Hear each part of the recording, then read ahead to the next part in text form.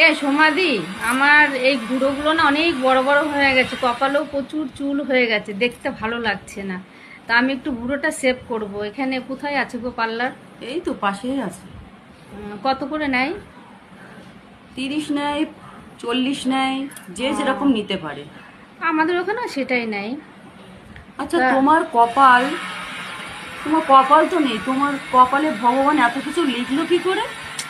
আমার কপাল যতটা আছে, ভগবান শুধু লিখেছে যে তুই যতদিন বাঁচবি ততদিন তোর এইভাবে কাজ করেই খেতে হবে, ঠিক আছে? না না, অত কষ্ট পেও না, ভগবান তোমার।